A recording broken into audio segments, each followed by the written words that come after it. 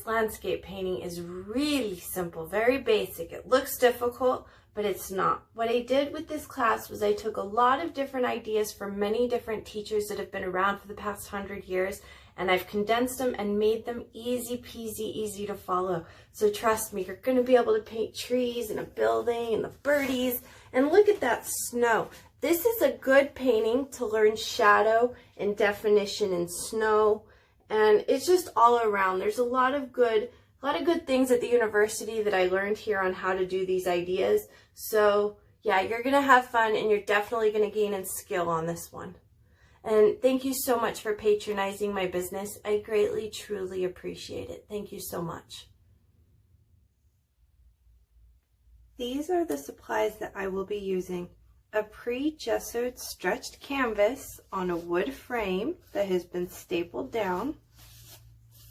A hair dryer to help me dry the painting quickly as I'm painting it. A pitcher of water to help clean my brush. A paper towel to wipe my brushes clean. And a paper plate to use for putting paint on as a palette. Paper plates are easy because you can just throw them away at the end.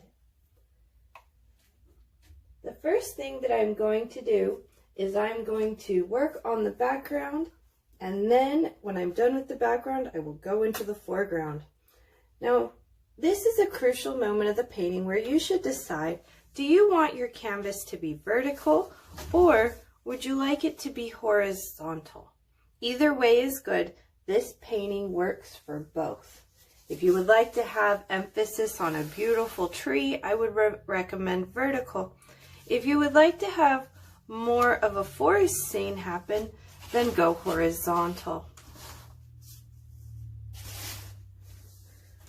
I am going to add white onto my canvas, and I am also going to add blue.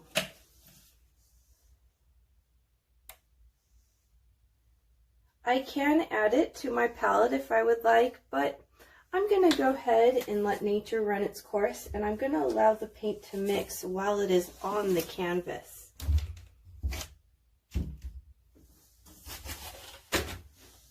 I'm going to take my big square brush. If you don't have one of these brushes, maybe a smaller brush would be fine. I do recommend using a square brush to make this process way easier than a round brush. I'm first going to brush and pull some of the white onto different places of the canvas. Kind of coat that in there with different places. And then I'm going to slowly add some blue, a little bit here and there. And I'm going to be very sporadic with my marks, going horizontal, making sure that I'm painting my sides as I go along. And I'm trying on purpose not to mix the colors too much. My main goal is just to get a coating of blue. I want there to be white areas and blue areas and some really light blue areas.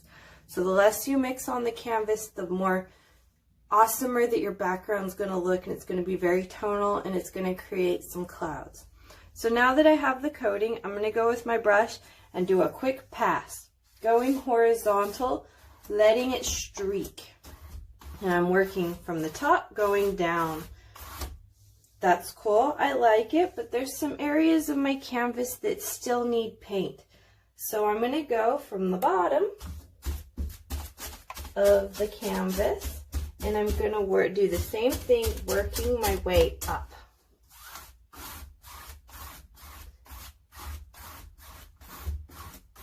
I'm going to work a little bit down here to try to get some of that paint. And take just a couple quick passes, not too many, just a few, just enough to be able to cover the canvas.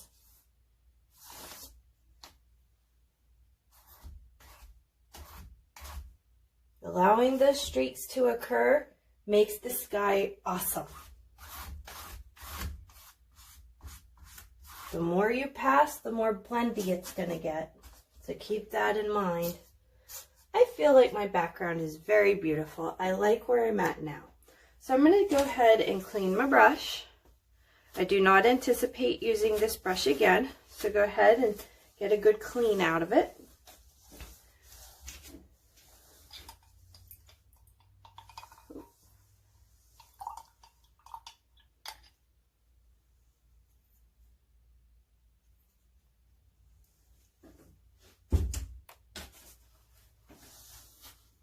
I see that there's still a little blue coming out. That's okay. At the very end of this painting, I will go ahead and do a thorough clean on this brush. But for now, that should be good. I'm going to take my hair dryer and dry everything on my background as dry as I can possibly get it. Now, the reason I would like it to be super dry is so that way when it comes time to do the foreground and I have a mess, if the background is already dry, I can just wipe off the paint and try again, and I won't disturb what I have painted for the background.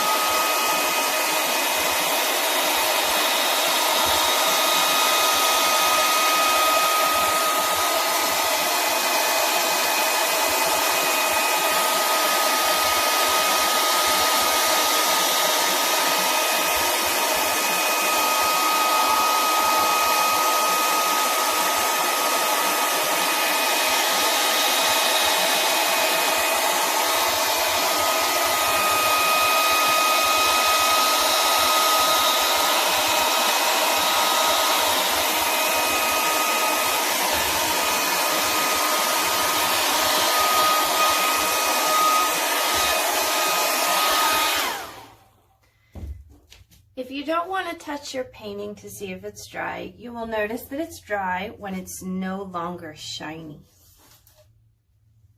There is a little bit of a shine, which means that like in spots like here and here where I kind of caked on the paint a little bit, it's still a little wet, but for the most part it's pretty dry. Usually it takes acrylic paints around 24 hours to completely cure and set. Okay, so now that we have our sky and we have some kind of cool clouds happening, let's go ahead and start putting in some trees. Now, for the trees, I'm going to be choosing to use a Filbert Bright brush. I enjoy the Filbert Bright brush. I use it in almost every single one of my paintings. It's very versatile, and it's also a really good brush for making detail. I am going to add on my palette a little bit of white, or a little bit of black and white. I don't need a whole lot, just a little bit. I always like to add my hues around the ring of the plate, and I always like to add white to the middle of the plate. The reason why is because if I add my hues to the ring of my plate all the way around here, what happens is I will have a secondary ring right here in the middle of the plate that I can use for mixing. So for example, I have the black and I have the white, and I can pull them together and use this area as the designated gray area. Makes things a lot easier. And I know it sounds silly and it sounds kind of dumb, but I have had many students where they use their whole entire plate or half of their plate to mix one color. And that can be very annoying, because then by the end of the painting, you're dealing with like 5 different plates for palettes, and it's annoying. So if you can keep it on one plate, it'll be much easier for you in the long run. Okay, so now I am making this into a really super wintry scene. So all of the leaves have fallen. There's been a few storms, so the trees are super, super bare. So what I'm going to do, I'm going to take this little Filbert Bright. I'm going to bring over some white here. And I'm going to pick up just a hint of black. And I'm going to mix them together and create gray. Now, the more black that you add to your white, the darker your gray is going to appear. Likewise, the more white you add to the black, the more the lighter tone of gray that you're going to have.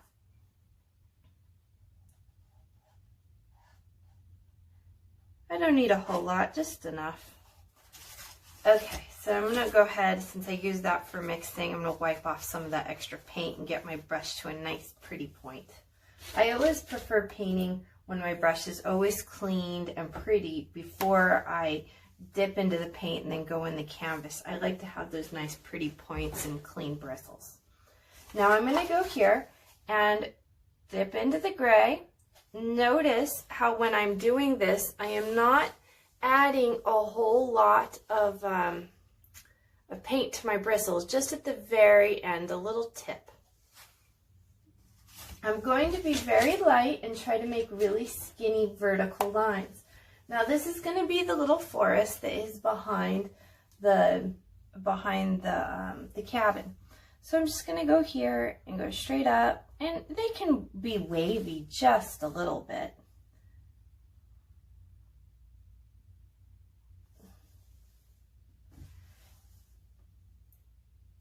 I would say do about 10 or so. Sometimes in paintings, I like to add a little symbolism into my paintings, and this could be a moment in time where you could add some. You could maybe say each tree represents something in the painting. So I'm going pretty much straight up for the moment, where I'm designating the basic idea of where the trees go. I'm not going to add a whole lot of branches.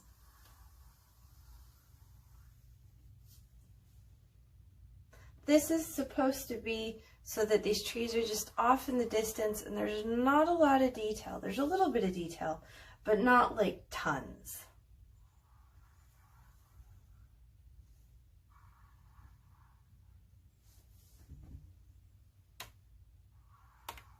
Now I do want to vary their heights.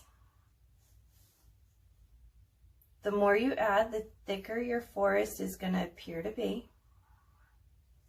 Notice how I'm holding the brush really high at the end of the brush. I'm not all the way up where the bristles are and the ferrule is.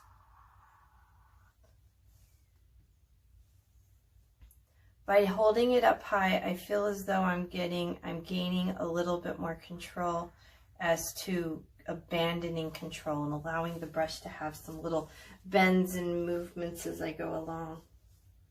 Okay, so now I have the basic gist. You know what? Nah. How about I go just a couple more over here?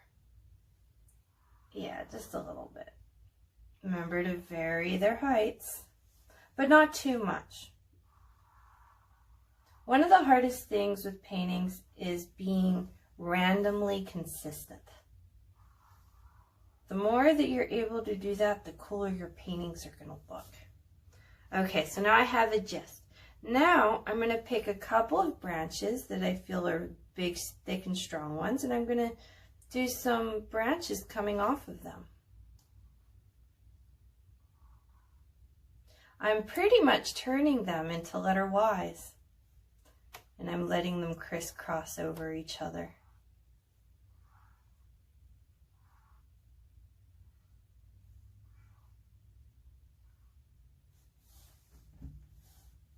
So I did a bunch going to the right. Now I'm going to make the same thing, and this time we're going to go to the left. And just, you know, make it naughty, and just lots of going on, a lot of little attitudes of these branches, all different directions. My main goal here is to think up and to the right and up and to the left.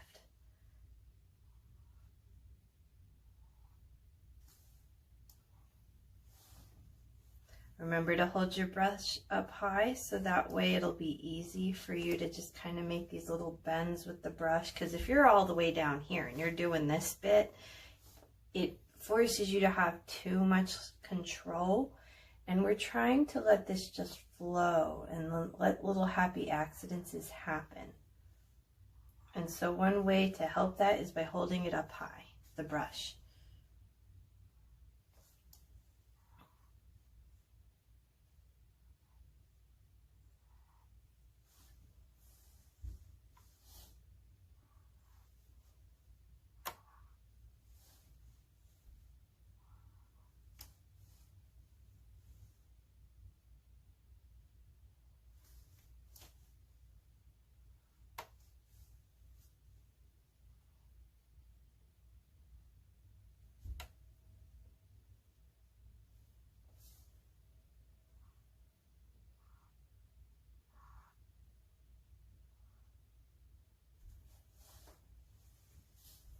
Remember, be very random.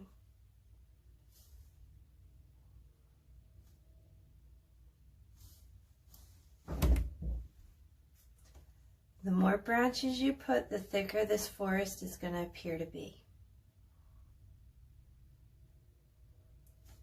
If you find that you see a tree and you just don't want it to have a branch, don't put a branch on it. That's fine. It'll just appear to be more of a stick. Big stick. And honestly, we gotta let the eye be able to fill in a little bit. If we do everything and paint every little detail, that can be cool, and that's considered realism art. I am doing more of what's considered impressionism, so I'm just kind of honestly just making it up and letting it go where it wants to go and just feeling it out in the moment and just letting this painting happen. And I'm trying not to think too hard about what I'm doing. I'm just trying to let it just be what it is. And when I do that, magic happens. So I want you to experience this magic for yourself and let it be. Don't think too much on it. Just let it happen. Let the paint flow. That looks good. Yeah. I think that's cute. I like that. Okay, so from here on, now I'm going to put my big old cool pine tree. I got another one. But before I do that, I'm thinking maybe it would be a good time to start on the cabin, because I want to have things overlapping each other. And I do want to have a tree here that kind of does overlap the cabin just a little bit. And I'm going to be using black for that. And that's the same color I want to use for my tree. Now you can use green if you want for your trees, that's cool. I'm choosing to use black because I'm kind of trying to make it appear more stormy, that there's stuff going on. And it's very cloudy and just very wintry, so that's why I'm going to do black. So because of that, let's do the brown before I get out. Oh well, I have my black, but yeah. Okay, so I'm going to take a hairdryer and I'm going to dry what I got.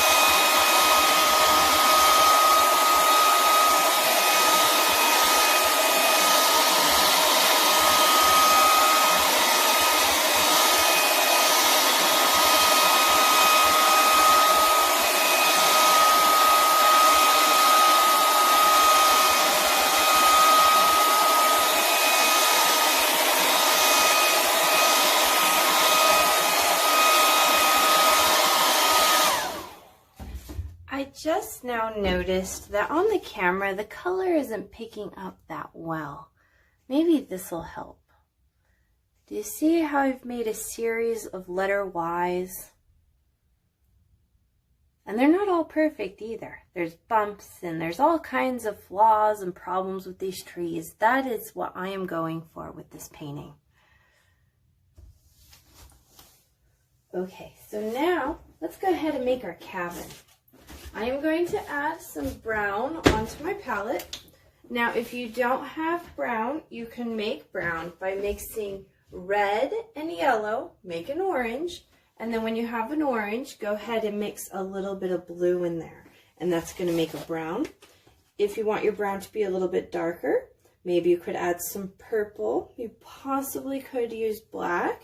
The problem with that is that you might have your paint go a little too dull, like dark and dull and dingy. So red, yellow mixed together, make an orange, and then add some blue, get a brown. If you want your brown to be darker, add a little bit of more blue. You possibly could add some green, see how that goes, experiment. If you would like your brown to be a little lighter, add some white to it. That will quickly lighten it up, or you could add a lot of yellow. Now for the next step, I'm going to be choosing to paint with my square. This is a medium size. Really, it could be considered a small square. It really just depends on what size of canvas you're using. But for this one, for this moment, this is going to be considered my medium square. Now, I have my brown. Cabins scare a lot of people, but honestly, if we take just a quick second and analyze what we've got going on, they're really super basic, simple on their technique. So I'm going to break it up into shapes, and that's what makes it easy. I want to consider that I'm going to have a triangle, which is going to be kind of the top part where the windows are. Underneath the triangle, I'm going to have a rectangle or a square, depending on the shape, how wide my triangle is. And then I'm going to have another rectangle going to the back, which is going to be the side of the house. And that literally is it. Then we add some snow and a chimney. Very, very simple. So don't get stressed out about this. Just let it be, let it happen, and it'll come together. Trust me. Okay, so we want this triangle. I am going to put my house. Let's put my house a little bit out here. I'm going to block out the idea of where my triangle is going. So I have a gist. Okay, there's my triangle. And then I'm going to have a little bit of a rectangle underneath my triangle. See how I've made a rectangle and I've made a triangle? Now what I'm going to do is I'm going to make panels. So I'm going to go sideways. I'm going to start at the top. And I'm going to work down, and I'm going to allow brush strokes to start happening. Now what those brush strokes will do is they will appear to make it more like they're panels of wood. That is why I'm choosing to use my rectangular brush, to make it feel like I've got those panels. So I'm going to go all the way down. Now, if you would like to take it up a notch, you can two-tone this. If you've studied my video on double-loaded brush techniques, go ahead, do it.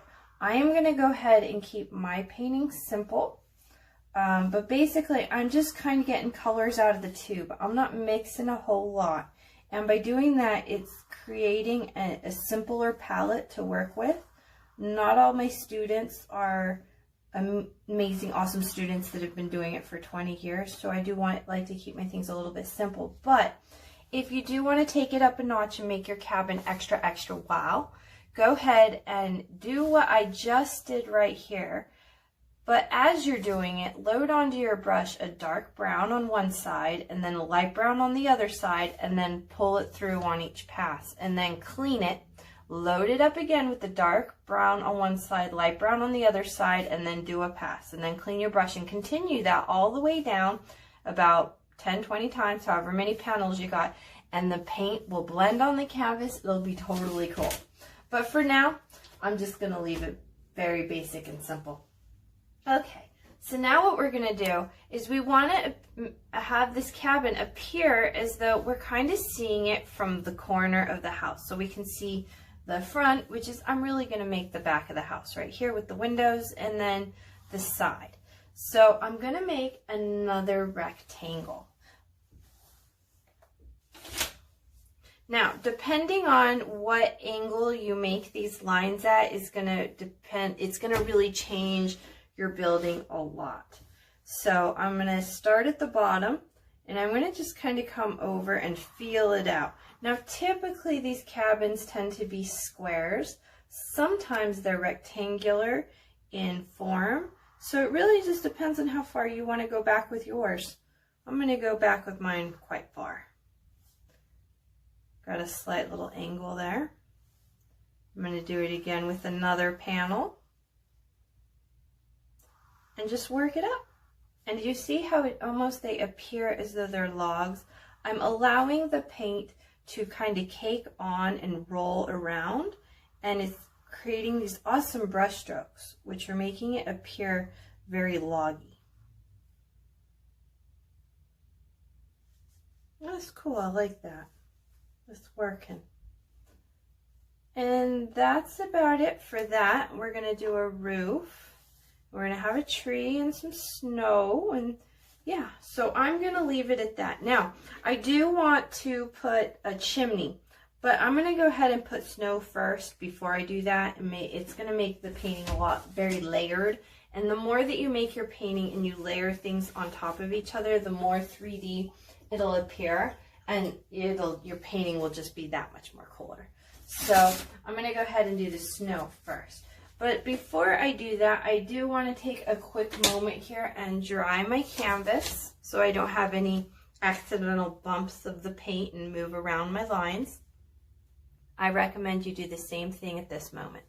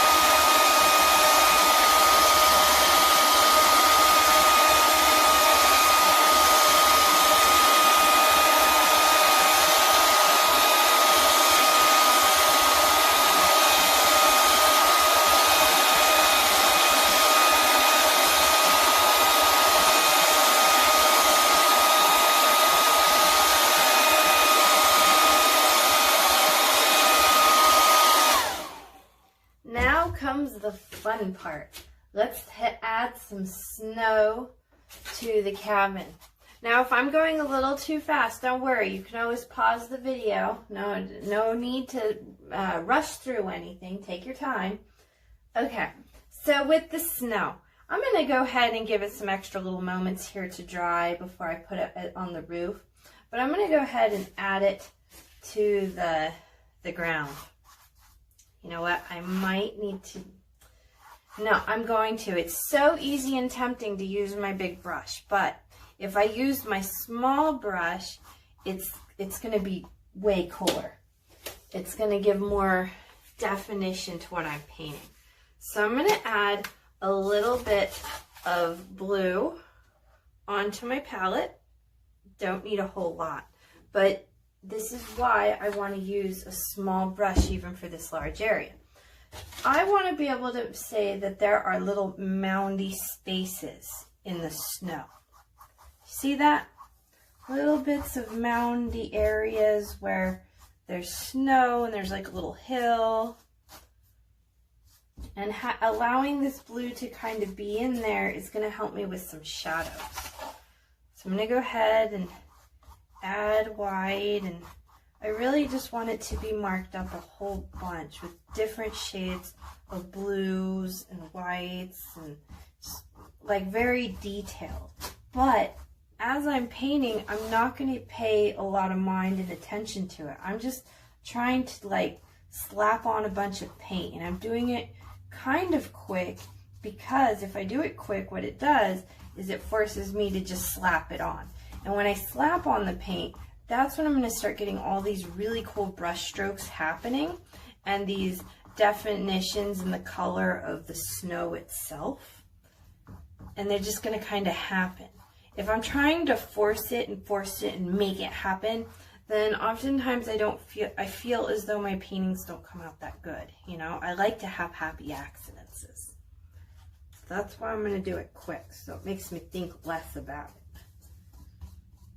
And just a quick coating, honestly, really, my goal right now is to cake on the paint. Once I have a good coating all over the place of paint that I'm liking and I've covered up the surface, then I'll go back, because I've worked really fast, my paint is still going to be moist. I'll be able to go back in there and really define where those ridges are and blend a little bit. Blend. To find some spaces.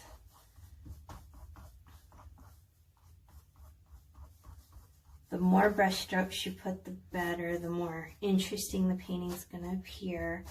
I'm gonna blend, but I wanna be careful that I'm not going over everything way too much, because then it's too blendy. It's got too much going on. Or I mean, it's like it's got nothing going on, because it would be too blendy. I wanna have those differences in color and space. All right, that should be about good. I've got a bunch of randomness. Okay, so I'm going to wash my brush and clean it really good. Now I'm going to work on the top of the cabin where there's snow. And for this one, to make a little bit of a difference, I'm going to just go ahead with the white. I will be adding just a tiny bit of blue up there, but I'd prefer this to stand out a little bit more. And I am covering up the blues and grays in the background. So I'm really going to need to cake it on or do a couple different layers here so I can cover it up. So I forgot to say, we kind of do want a basic gist outline of where we're going. We really should do that first before we start filling everything in. So I'm going to go here, and it's pretty much, I want to think of it as a rectangle that has gotten smushed on its side. I go here and down. Do you see how I've created a space that is now a rectangle? Now I am just going to go ahead and cake on the paint.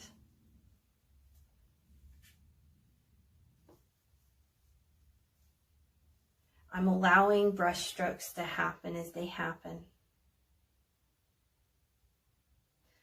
Do want to make sure I'm kind of consistent on the edge over here, because that would be like the edge of the roof. So I do kind of want a sharp edge on there.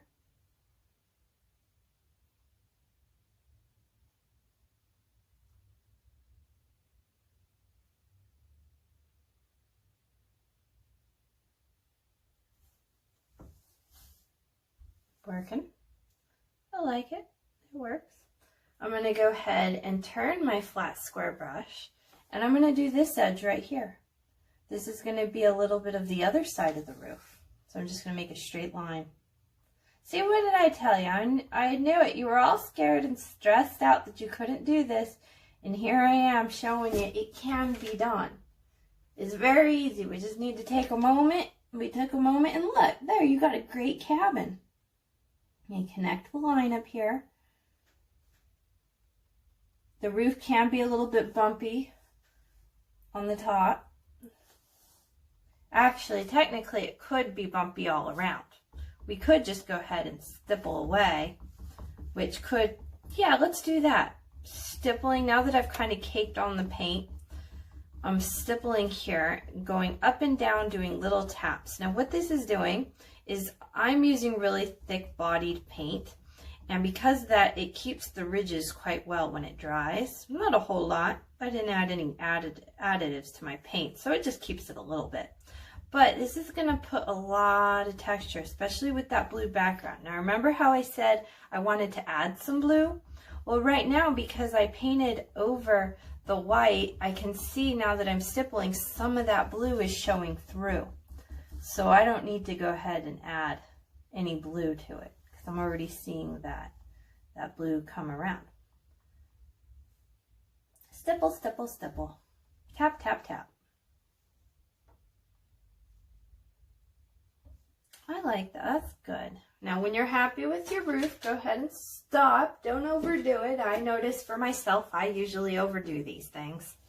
Oops, I accidentally got some white. Oh no. You just gotta wipe it up really fast when you get some paint. And that's kind of how you erase, really, with paint. You have a boo-boo and your underside is dry, you can just quickly wipe it off. Okay, so let's continue with the cabin. I did see that these ridges are not completely all the way dry yet, and I would like them to be to add the windows, and I want to make sure this is all dry, so when I add the top of the roof, which, you know what, actually, we can, this is all dry here. How about we add the smoke that's coming out, like they have a really nice little campfire going on inside, or making a really yummy stew, getting all warm. So what I'm going to do is clean my brush. I'm wiping it clean, getting all the moisture out of my brush. Now this is important. What we're going to do for this next step is called dry brushing. I'm going to take a little bit of the paint, not a whole lot, just a little bit.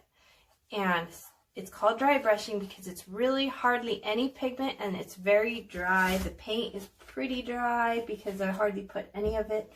Now I'm going to say that the chimney is about meow. So I'm going to put a little thing here where a little rectangle where the smoke is coming out, and that's it. I turn the brush on its side a little bit to make it little skinny lines.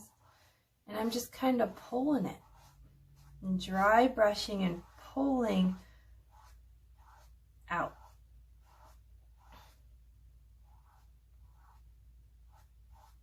This is also a really good effect if you are going to make, like, if you're doing glass, like a flower pot and there's glass. This sort of bride brushing technique really aids in the appearance of the glass. Looks really cool. That's good. Some little areas of my dry brushing is darker than other areas. I'm going to show closer up to the camera here.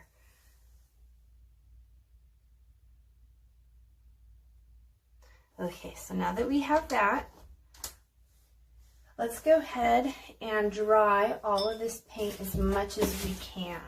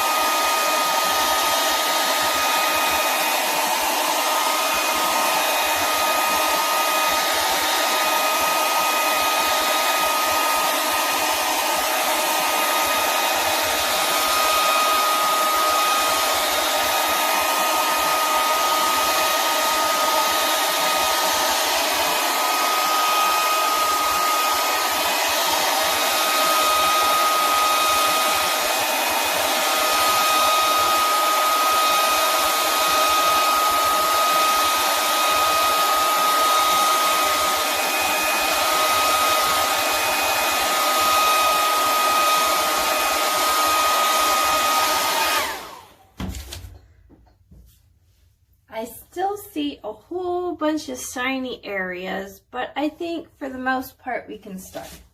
So I'm going to go ahead and finish with the chimney and clean my brush, dry it off. I'm going to go back into my brown, and I'm using my rectangular brush because I'm trying to make a rectangle. So I'm going to go in with some paint, and now it's off in the distance. There's not a whole lot of detail, so I'm going to make it very simple on myself. I'm going to come over here, and I'm just going to work it down.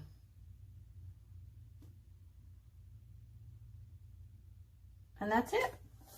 Now if I want to go ahead and put some panels, I can slide my brush a little bit and make those panels. But you're really not going to see that from a distance. It's a little square right there. Just a little square. And we have this smoke coming out of the chimney. And it looks really nice. Okay, so at this moment I'm pretty much done with the brown. I'm going to take out my Filbert Bright, the brush I had earlier, and I'm going to go ahead and make a tree up here in the foreground. So I'm going to use my black to do it. Now, these trees were very basic and simple. I'm going to make this guy a little bit more oomphy. He's got a lot going on to him. So he's going to live, let's see, where should he live? He should live about here. And I'm going to make the trunk come up. And remember, I do like things to overlap. And he's going to go to about meow. That's going to be one big branch. Then I'm going to say he kind of split at the bottom here. And he's got another guy going on here. When he was a young plant, they tried to cut him down, but he grew up tall and strong. And he's got two little big trunks going on where he split. Okay, now the big ones get to be a little bit bigger. Now the trunk is bigger than the branches. So I'm going to go back and kind of work on this guy just a little bit to make him big. And if he's a little bumpy, that's even better. We don't want a perfect, beautiful line. We want a little bit of bumpiness going on with this guy. Now at the top, he does appear to get a little bit thinner when he comes to the top of him. He thins out, but they're still pretty big.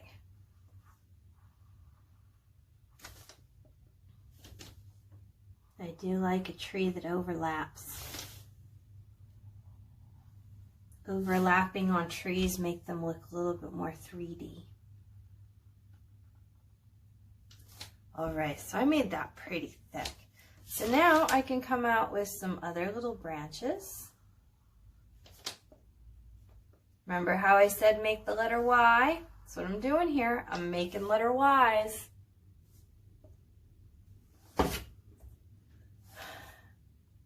Okay, it's dry. Just checking.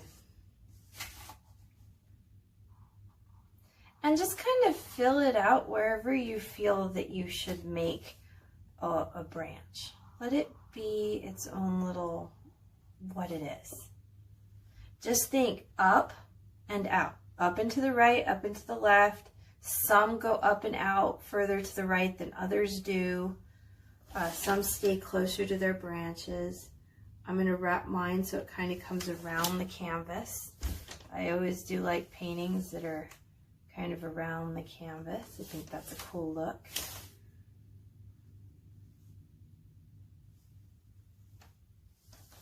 Remember to keep them nice and bumpy.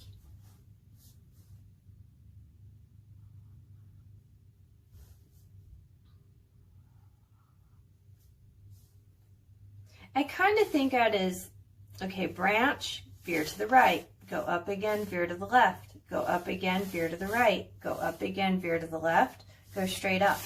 Same with this one. Veer to the right, go up, veer to the left, go up, veer to the left, right, go up. Oops, I went to the right 2 times, so because of that, let's go to the left over here. And pretty much just add as many as you want. Okay, so now that I've got a bunch of little letter Y's going on, I'm going to take it a step further. I'm going to try to see if I can hold my brush lighter and make extra little small ones. So I'm going to, and they're going to be skinnier, and I'm still going to turn these into letter Ys. These branches, though, won't be as big. And if you can get them to overlap, that's even better.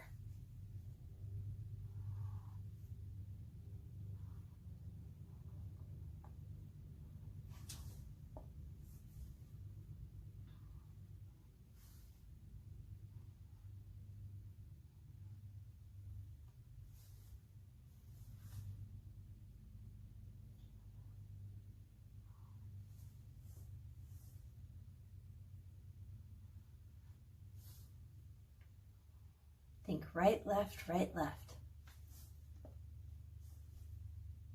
And just go where you feel that you should have a branch. If one of your branches doesn't have small branches coming off of it and it's not feeling right, don't put one in. It'll be just fine.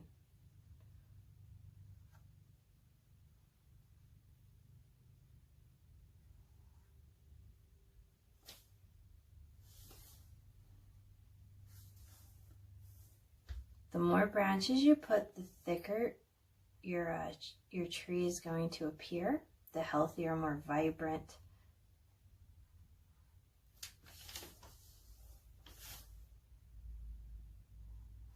Sometimes it crosses in on itself.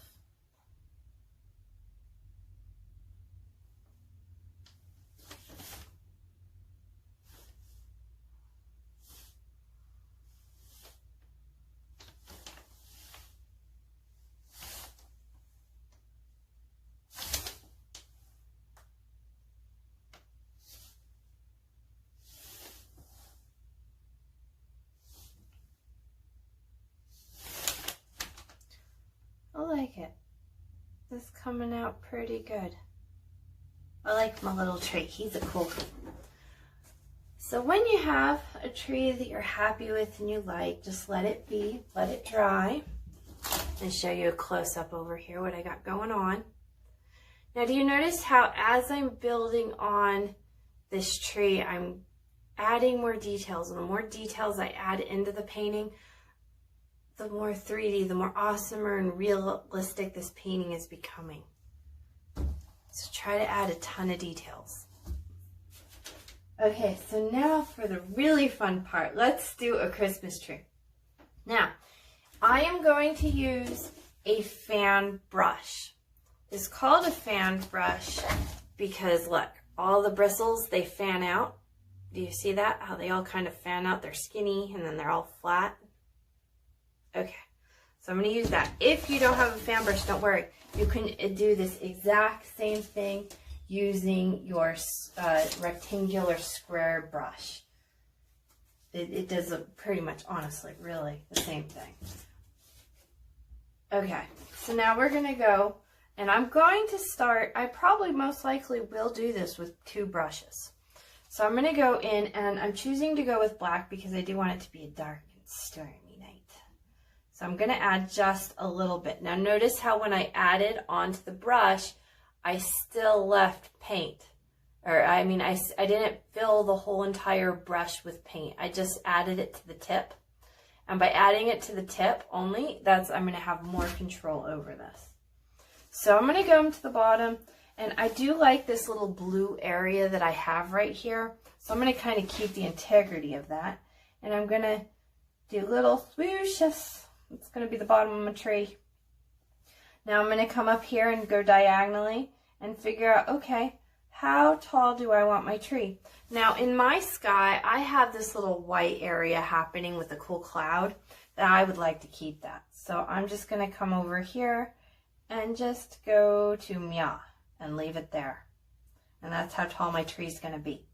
So the point of here, what I want to do is I want to make sure that it goes skinny. So basically I'm making a triangle. So it's going to be fat on the bottom and it's going to get skinny and go to the point on the top. I got a branch there. I'm going to come in with another branch. And each time I make a branch, notice that my branches are going to get smaller. So right now, the only thing I'm doing is I am just making an idea of where my stuff is going. That's it. That's all I want to do. If you have to turn the brush and only use half the brush, go ahead and do that. When you get to the top of the trees, it's usually you can't use the whole thing. So if I continue the whole way up with the brush, then what's going to happen is my branches are going to be too thick, and I don't want that. I want there to be a tapering of the branches and levels. So that's why when you get to the top, you're going to have to turn your brush just a little bit. And during those moments in time, this rectangular brush might be a little bit easier. So now that I have a gist of where they're going, I'm going to go ahead and fill them in. I'm going to go back and forth, just kind of filling it in. Now, what I want to do too is I want to pay attention and make sure that I'm leaving some space so that I can see between the branches. I don't want to fill it all the way up. I want to see some sky and at the bottom some snow. So fill it up, but not too much. Okay, so now I'm going to have to start turning my brush. Now, what I'm going to do is take my brush, and I'm going to go sideways, and I'm just going to kind of fill in the middle a little bit. Fill it in just a little bit. It can go sideways, it can go, you know, I have my brush, I can do it this way, or I can do it this way, either way. Just fill in that middle area. When you get to the top, maybe you do want to go a little sideways. Fill it in and get it a little bushy.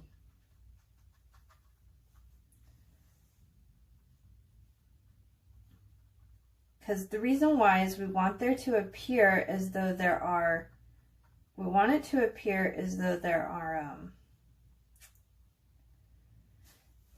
that there are branches that are coming straight towards us. And by not having so many open spots of the blue and the white in the middle of the tree, that's going to occur.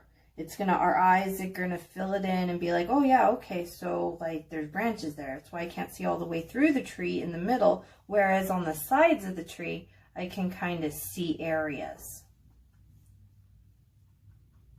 You know, you can see that blue between the branches on the side of the tree.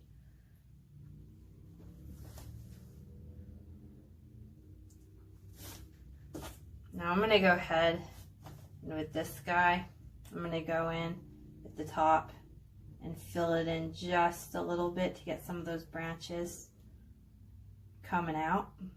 But notice what I'm doing. I just have added a little bit of paint at the bottom, and this is going to help me to get those. Now you could buy the fan brush in a smaller size. That helps out too wonderfully. That's basically the better idea to go about doing it. But you know, why spend the money, right? I already have this brush, it works.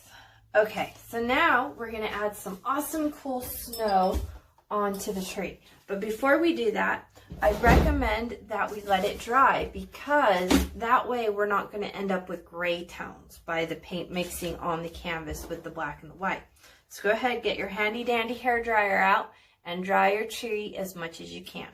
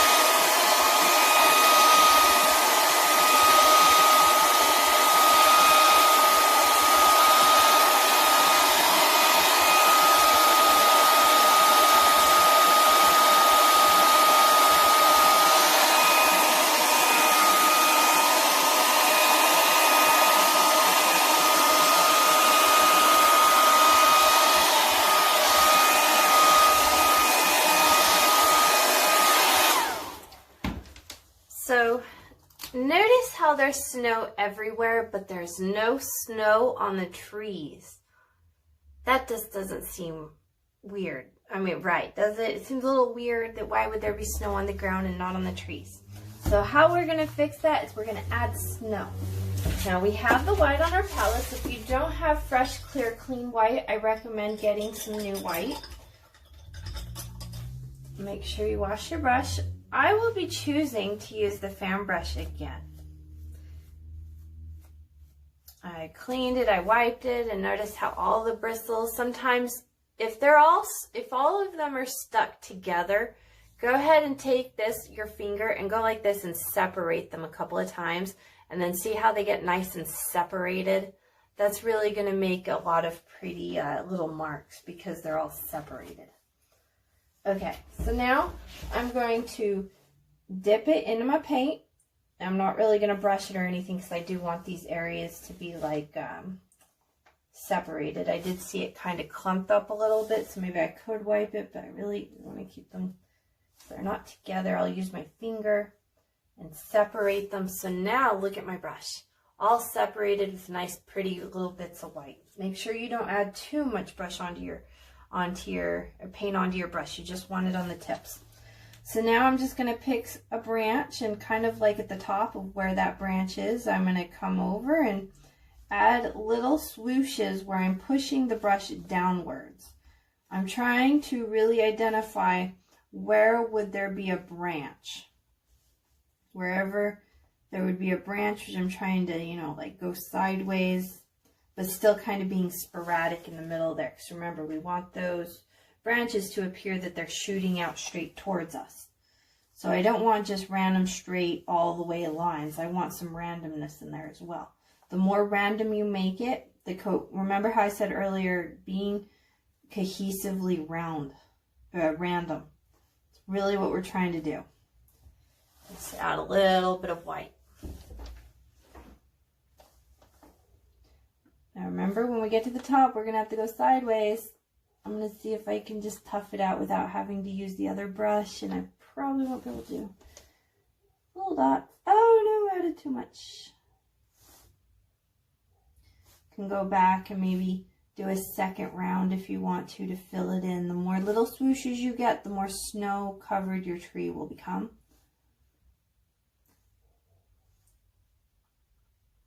Especially in the middle, make it really bunchy and random.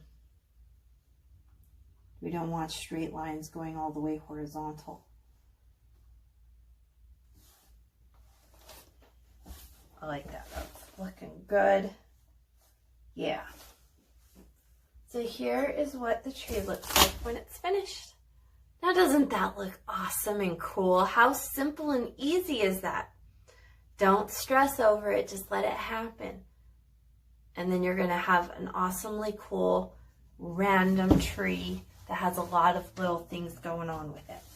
Now, to balance out the painting a little bit, it would be odd if there was no snow on this tree. So what I'm going to do is I'm going to go back in with my filbert, little liner brush. If you don't have a filbert, use a liner. Clean off all the black. Make sure it's really clean and dry. Now, I'm going to add snow with the white, the clean, clear white that doesn't have any gray tones mixed in.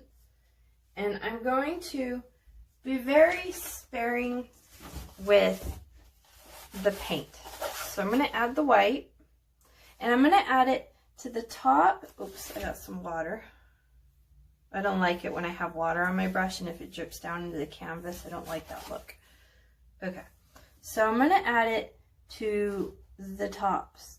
This side, I'm going to be adding it to areas in which I feel that the paint itself, like where would the snow reside if it fell on the tree? I don't want to cover up all the branches. I just want a little bit. Less is more when it comes to snow. If you see that maybe one of your branches might be a tad bit big, this is a moment where you could add some snow there to make the branch seem a little skinnier. But my main purpose is all the top areas of the branch of where the snow would have fallen.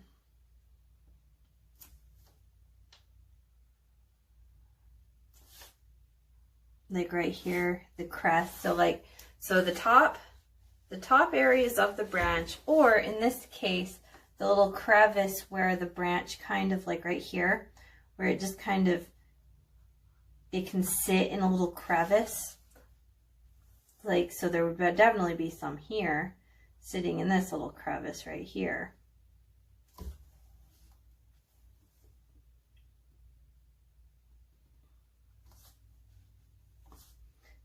This branch is kind of sideways. That was quite easy because the snow is falling down. And then we don't want to cover up all the tree because we do want to see some of those branches. Now, the more woe that you made, the more going on with your trees and your branches, the more you're going to have to fill in. Be patient with yourself. It does take time. Some branches are kind of straight up and down, and in those cases you can add just a little bit of white. The eye will kind of fill it in, even though the snow really wouldn't be straight up and down because of gravity and everything. There could be some areas where it is sort of clinging onto the tree.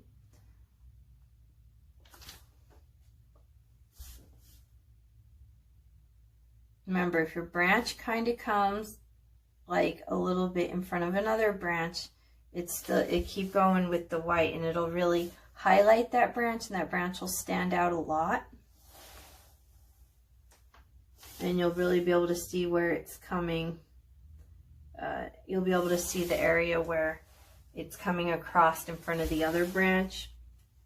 It's a really nice little highlight. Now I'm trying to go for little crevices, and sometimes I kind of go towards the end too. Like if they're like right here, I'm seeing there was a little tiny bump into the branch, and on that bump there's some snow that's residing. Now I'm not really going to go into the gray. The reason why is because I'm going to feel that those gray trees in the back, they're like so far back that we're not seeing detail. And that's kind of why they are gray. That there is snow on there, it's just, it's kind of blurry, they're far away, we don't really see them.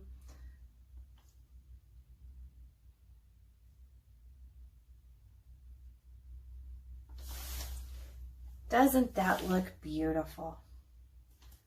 Just continue until you're happy with what you got. I am trying to add snow to each and every one of my branches. A little bit of something. But if you leave a branch or two that doesn't have snow on it, that can still be cool. Oh! I don't like that. I added white, don't like it, but you know what? It's all dry, so I can quickly come over here and wipe it away before anything happens. Look at that. Oh no, I wiped too much. That's okay.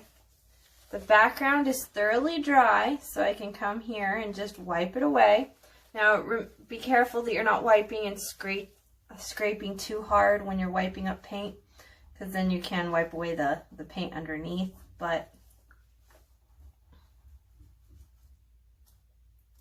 I did slightly moisten this the paper towel just a little bit to help. And there you go. No more boo-boo. If I wanted to, I could come back with some black and touch that up. All right, so I feel as though I've got quite a good coating on all my branches here.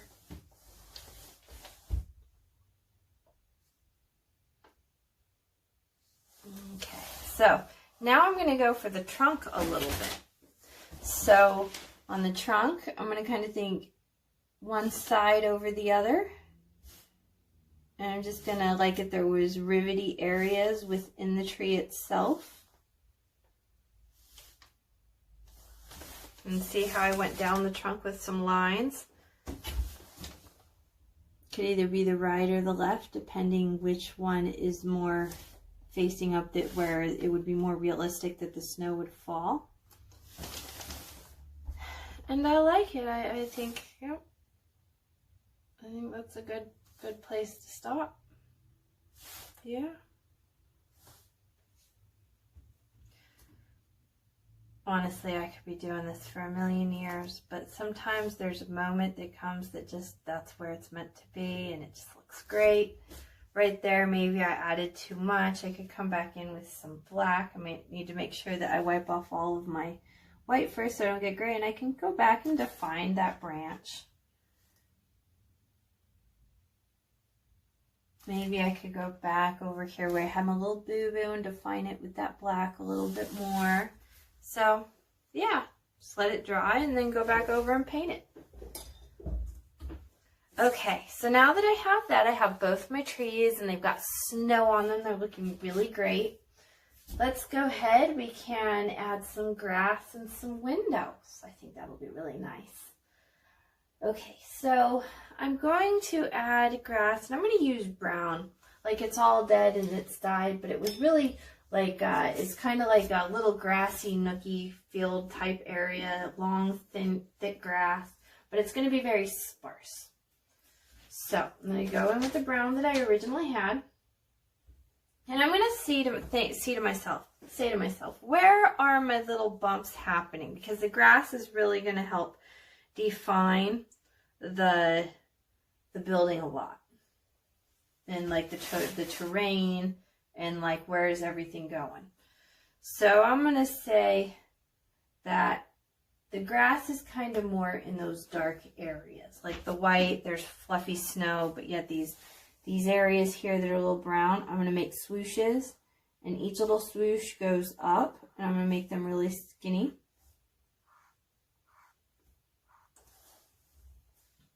And the more randomer you make these things, the nicer they're going to appear.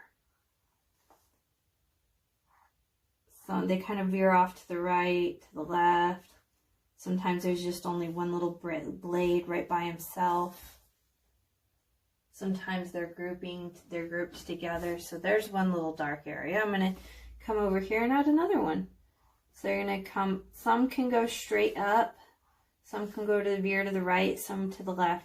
The whole point though is that I'm trying to do them mostly over where there is dark areas, where they're over the blue areas, and then they want to go straight, and they want to go up, and then they also want to stay really skinny.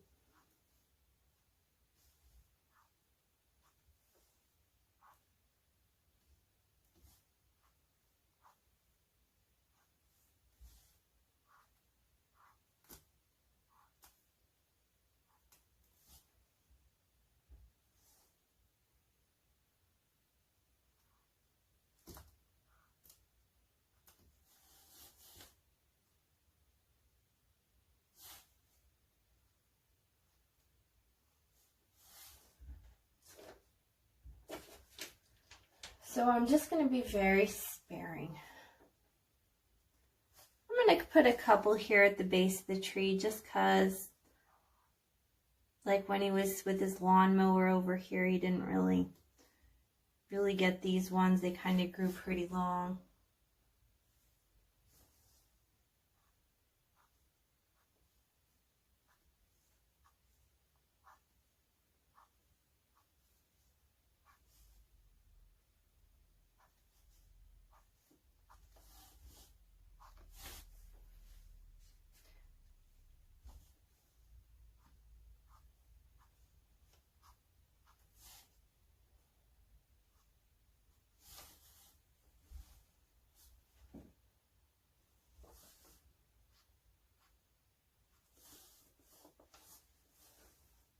Maybe a couple of these little guys have like 3 little swooshies off of them instead of 2. Some just have 1, some have 2.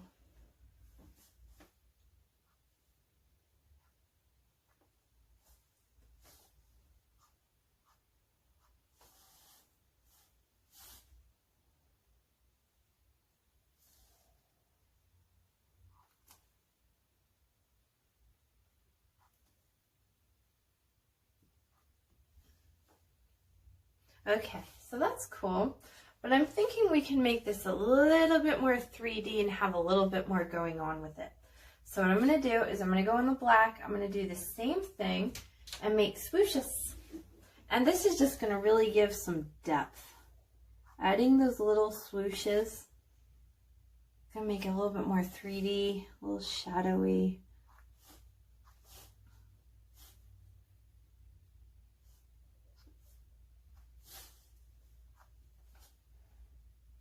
Now these ones I'm just going to flick one. Like do one little flicker going up. See how that just makes it so much more dynamic?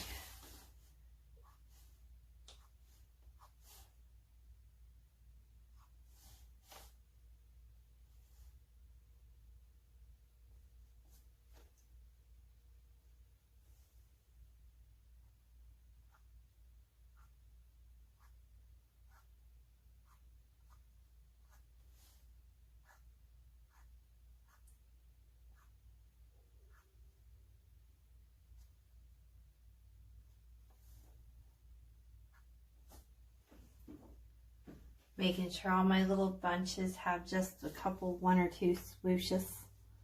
They're black.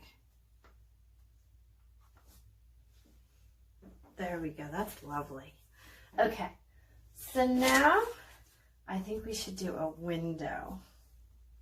Oops, still a little too dry for that. How about, while we're still waiting for it to dry, how about we add some snow like it's falling down from the sky? So go ahead and wash your little Filbert Bright.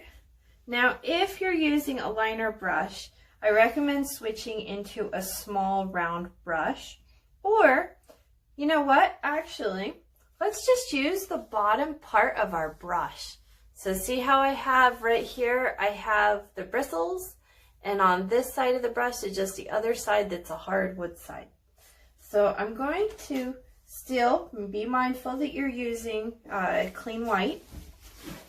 And I'm going to dip it into the paint. And I can splatter and do the splatter technique. But I'm going to go ahead and be very deliberate with where I'm putting these. So anywhere that I see there's a flaw and I don't like it, I'm going to use the dot to hide the flaw. So I'm just gonna do, and there's a snowflake. Another reason I'm choosing to do this method is my snowflakes are going to appear as though they are big and thick. So right now I'm gonna cover up all the blue spaces a little bit, and then I'll overlap a little bit onto the building.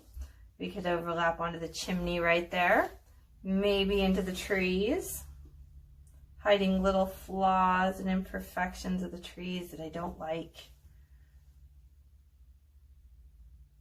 And the more little dots you add, the more it's going to appear that it's snowing. Now, if some of your dots don't appear to be as large as others, that's even better. If you have like that one, tiny, and like that one was super little, and here's another super little one, that'll make your snow appear to be more 3D. So it's just like the glob of paint, but not pressing all the way down, just a little bit. That's how you get for a difference in sizes. If you do difference in sizes, you also should be going all around to different areas. Yes, I did do some over the chimney smoke. Remember I said overlapping, the more you can overlap, the better, the cooler your painting's going to be.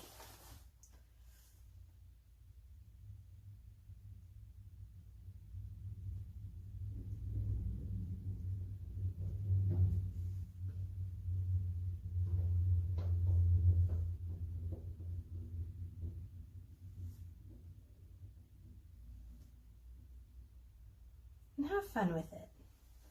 Enjoy the process. Now, with this tree, there's already white on the tree itself, so I don't really need to focus on putting, I mean, I could, see I put a dot there.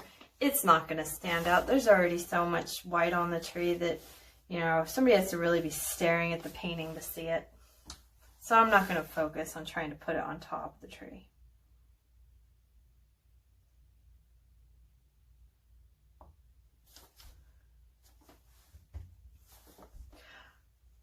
If we put one like right here, We could put them in front of the tree, but they're really not going to stand out.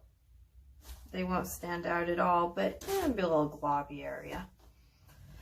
I'm going to take a quick moment, and I do always like to add snow to around the sides of my canvas. I find that when you do that and you paint the sides, it really rounds out the canvas, makes it feel like it's whole and complete. Go ahead and turn the canvas if you need to. When you paint the sides, it just makes the painting feel as though it's been completed, which could be a cool look. Sometimes the uncompleted art project is also really cool too. So just however you feel. Now with the bottom, I really honestly, I don't need to put dots. I mean, I can put a couple to show you, but see, they're there, but they're you see them, but not a whole lot, right? They would be like they're still falling. They haven't made it to the ground yet. So they're there, and I do see them, but not as much. Okay, so let's see. We should add a couple in front of the cabin to really round it out that we can feel the snow. So I am going to put doot, doot, doot. Lots of doo-doots. Try to be random, sporadic, random.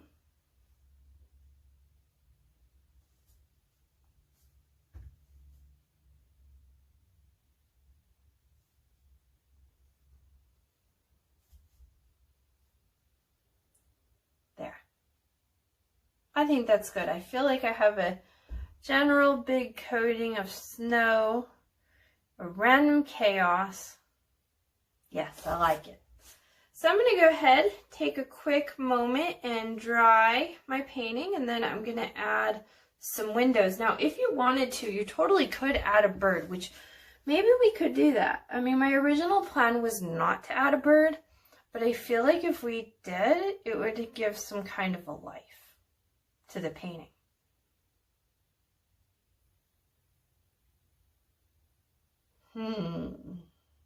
We could add a bird that's flying, or we could add a bird that is sitting in a tree. I feel like our trees got so much going on with them right now. So I'm just going to add one that's flying. I'm going to go ahead with my Filbert Bright, or go ahead with your liner, and I'm just going to make a check mark. And that's all I'm going to do, and it's going to be super cool, and it's going to appear as though the bird is like really, really super far away.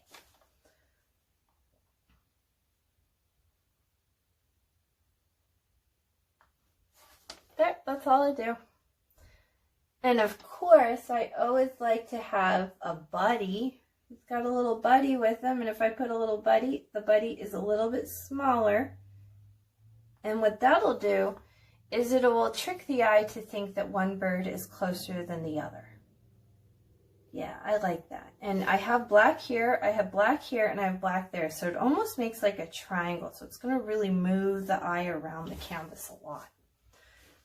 All right, so now the windows, but I do have some white and stuff in these little grooves that I made. Remember the paneling? They weren't quite there yet. And you know what else I could probably do that I think would be good? Should probably add some more areas of snow up against the house a little bit. So I'm going to take this brush, which is a round, kind of a large round for this size of canvas. I'm going to dip it in. And I'm going to do a little bit of stippling.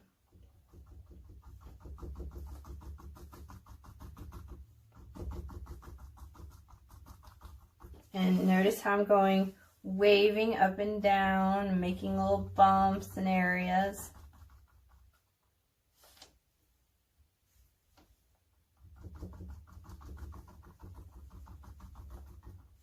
Okay, I'm going to go back in with a tiny hint, a little bit of blue to go in there.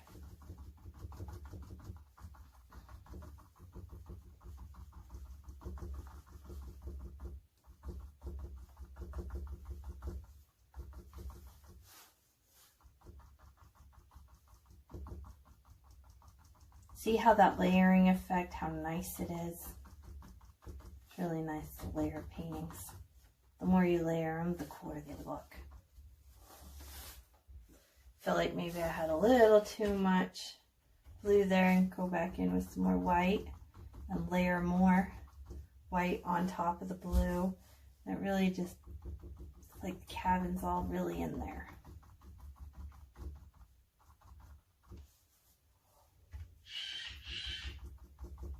Oh, that's looking beautiful. Yes. Maybe blend a little bit. I like that. We can bring that up here a little bit and put some blue. I'm going to do like the letter L right here. Just the smallest little hint of blue. And it's a letter L. I'm going to wipe off the brush, go back into some white, and I'm going to try to blend in this letter L that I've put up here. And that's going to give some tonal effect to the roof. There we go. Could add just a little bit here to the side. There. Maybe I feel like I've added too much. I could always come back in and, oh no. I can re-dab it.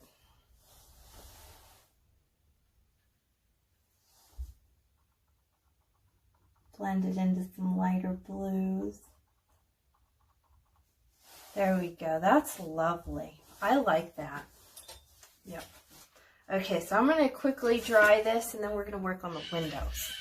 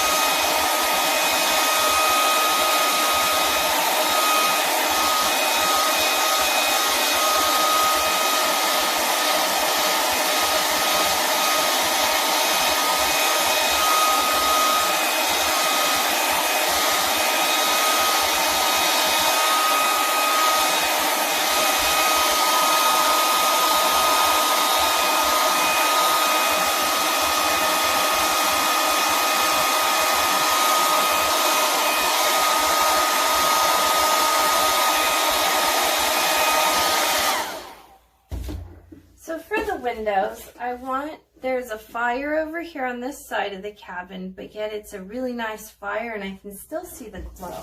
So to do that look, what I'm going to do is I'm going to add some yellow. I don't need a whole lot of yellow to my palette. Oops, I'm using a fresh new bottle. Oh, it's so nice to open a fresh bottle of paint. You know what? That might be all the paint I need, actually. So nice to have a new bottle of paint. Okay, so let's go. So I'm first going to work with the inside of the window and then work my way out. So I've got a clean brush. I'm going to go in with the yellow. And I'm going to make a square right here. And I want to kind of think, where is the window going to be in the cabin itself. And I kind of want to cake on the paint a little bit because I am covering up a cool color, which is the brown, with the warm color, the yellow, and so it's going to take a minute there. So I'm going to kind of cake that in. Now I'm trying to say that my cabin's kind of a big cabin, so I'm going to give it 2 windows. I am going to choose to make my windows square too. They could be whatever shape, you know, in your world of your painting. If you want your windows to be heart-shaped, that could be totally cool. Like if the cabin is all like a glamping, like a she shed kind of deal, that would be awesome. But it'd be, in real life, really unpractical for curtains and trying the molding and everything. But who knows? It could be cool, you know? Okay, so I've kind of caked on the painting quite a bit. Dabbing it, still kind of just trying to get it on there. Now, by dabbing it, what I'm doing is I'm creating as though there's this glass, but yet it's kind of wavy, and it's not like it's an old cabin, and the glass is kind of old, and it's not flat and pretty. And so these little dabs here in the paint, because I'm using thick-bodied paint, will kind of stay, these little grooves that I have. So I know it's not really picking it up on the camera here, but see how there's like little imperfections going on? Those little imperfections are what's going to make it appear to look more like glass. Okay, so I really should allow this paint to fully dry before I continue, but if I do that, then the video is going to be like super, super long, and I don't want this class to be a million hours. So I'm going to go ahead and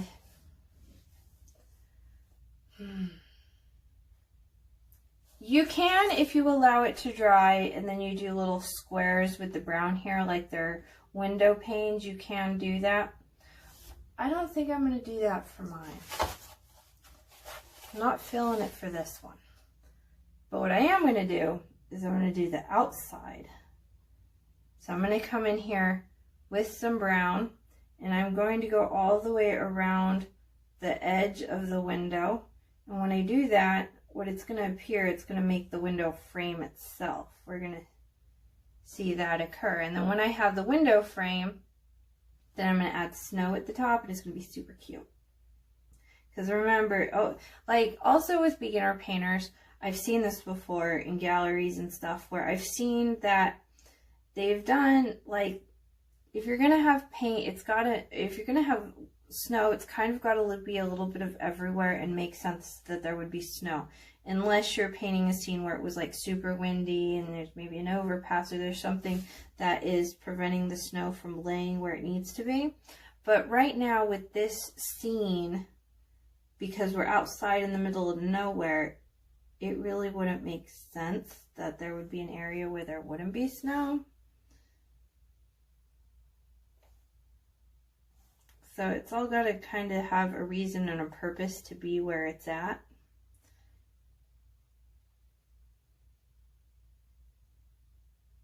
Now I know that I don't need to add this border around because I do have the brown, but since I'm using thick body paints, by me adding this border, this paint is going to be raised and it's going to show.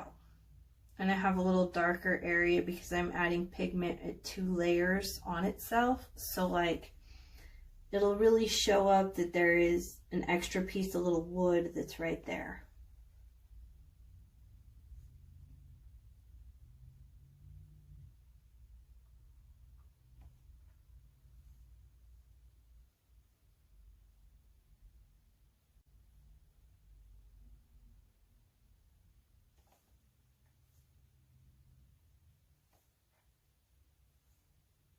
If you wanted to your painting, you could maybe add a person or two. I'm just going to go ahead and not add a person, and we see that there's a fire going on inside and everybody's having a good time hanging out, you know, like it's almost makes the painting a little mysterious as to what's inside the cabin, who's there, what are they doing, kind of thing. They're all happy being cozy into themselves. I'm going to take a quick moment and dry this before I add the snow on.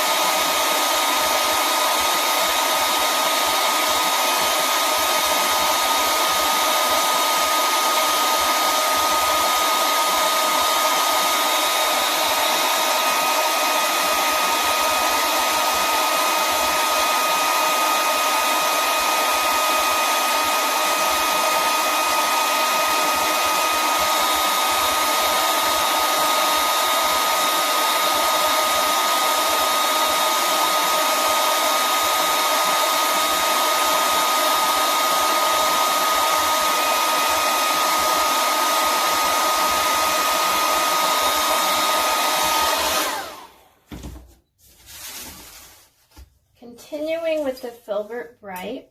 I'm going to clean the brush really good and go back into the white.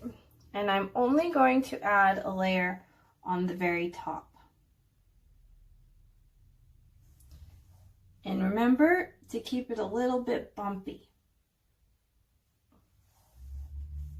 And with this snow, I'm not going to put any blue in there because it's just very, like, it's fresh, clean snow that has not been disturbed.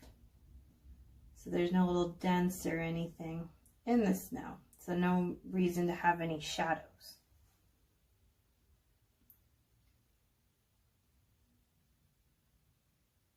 And there we go.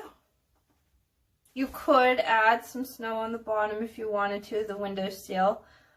I'm going to say that this little top area kind of did cover the bottom. Remember I said you have to have a reason for why would the snow be there. And I'm almost making it look as though it kind of got covered a little bit from the top of the window. And yeah, I love my painting. I hope that you like your painting because I know I love mine. Mine is super, super cool. This is going to be a really good one for the living room to show off to everybody. When you're done with your painting, if you would like, can I please see it? Can you send me an email or like on social media? I'm all over social media. I'd really love to see your rendition and how your painting turned out. I'm super, super excited. And until next time, I will, thanks for hanging out and I'll see you later.